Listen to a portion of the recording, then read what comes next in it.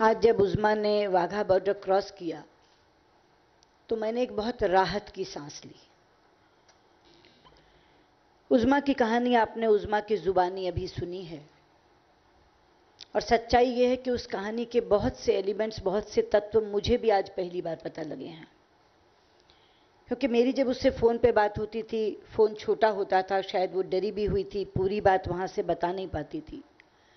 कुछ बातें जेपी से पता चली, लेकिन बुनेर में उसके साथ क्या क्या घटा, बुनेर कैसा है, क्या, ये सारी चीज़ें मुझे भी आज पहली बार जानकारी उसकी मिली है।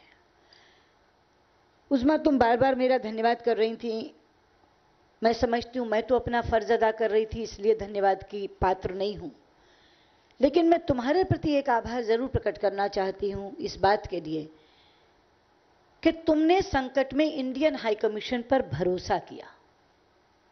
ये बहुत बड़ी बात है हमारे लिए कि दूर देश में बैठी हुई एक लड़की जब फंस जाए तो उसे कहीं एक रोशनी की किरण दिखे और वो भारतीय दूतावास दिखे कि मैं इंडियन हाई कमिश्नर जाती हूं और वहां मुझे सुरक्षा मिलेगी, वहां मुझे राहत मिलेगी। और तुम्हारी बुद्धि का कमाल है, कैसे तुम उस व्यक्ति को लेकर के इंडियन हाई कमीशन पहुंची ये शायद तुम ही जानती हो, लेकिन तुम पहुंच गई। और अंदर जाने के बाद इन्होंने जब जेपी से बात की और ये सब बताया तो एक बात वो कहना भूल गए दोनों, जो उन्होंने मुझे वहां से कहा कि वो ये कह रही है कि अब मैं यहां आ गई हूं, अगर आपने मुझे यहां से बाहर निकाला तो मैं बाहर निकल के खुदकुशी कर लूंगी, लेकिन इसके साथ नहीं जाऊंगी। उसके बाद मैं गर्व महसूस करती हूं जेपी सिंह जैसे अफसर पर। यहां एचओएम कॉन्फ्रेंस चल रही थी, हमारे हेड ऑफ मिशंस की कॉन्फ्रेंस चल रही थी, इसलिए हाई कमिश्नर गौतम बंबावाले यहां थे। हम सब लोग इतने व्यस्त थे कि कोई भी उन्हें सलाह देने के लिए उपलब्ध नहीं था। और ये एक सुखद संयोग है, गोपाल साक्षी हैं कि अपना उद्बोधन देते हुए अपने हाई कमिश्नर्स को संबोधित करते हुए मैंने कहा था कि 2 वर्षों के तुम्हारे काम को देखने के बाद मैंने एक घोषवाक्य बनाया है जो पूरे मीडिया कैंपेन में चल रहा है, परदेश में आपका दोस्त भारतीय दूतावास। ये हमारे हर कैंपेन में चल रहा है, परदेश में आपका दोस्त भारतीय दूतावास। और मैंने कहा मुझे लगता है कि आप सब इस कसौटी पर खरे उतरेंगे, क्योंकि ये आपके लिए बना है।